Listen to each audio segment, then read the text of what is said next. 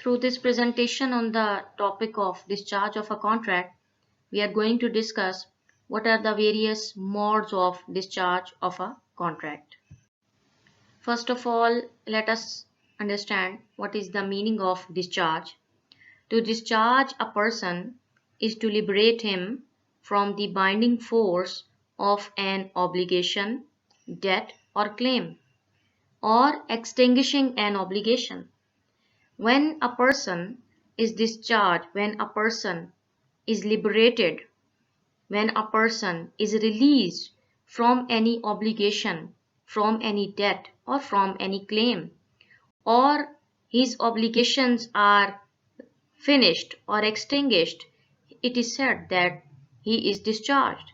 For example, discharge from military services or any services, or termination of employment of a worker are examples of discharge. Now let's try to understand the concept of discharge of contract. Termination of contractual relation between the parties is known as discharge of contract. When contractual relationship between the parties is ended, which was once generated, which was once created due to the contract, due to an agreement between the parties, when those obligations ended, when those obligations are terminated, it is said that contract is discharged. In other words, contract is discharged when rights and obligations come to an end. When rights of someone and obligations of the other person come to an end due to any reason, whether those reasons are legal or illegal, valid or invalid, but when those rights and obligations came to an end, it is termed as discharge of contract. There are various modes of discharge of contract, like discharge by performance, discharge by impossibility of performance, discharge by breach, discharge by operation of law, and discharge by mutual agreement.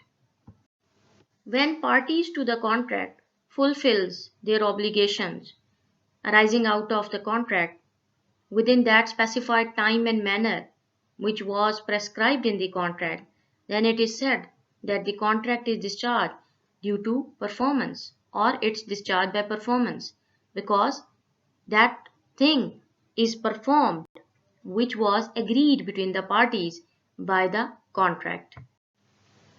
Sometimes it happens that performance of contract becomes impossible. If such a case appears or arises, then contract is termed as discharge due to impossibility of performance. Perhaps a person who has to perform on the stage became unable to perform the same due to COVID-19, or due to COVID-19 all the performances are held in abeyance, then such discharge of contract is termed as discharge by impossibility of performance. Discharge by breach. When a party to contract breaches an obligation imposed by the contract or fails to perform its part, it is termed as discharge by breach, because one of the parties is refusing or neglecting to participate or to perform what is due to be performed by him. There is another mode of discharge of contract, and it is called discharge by operation of law.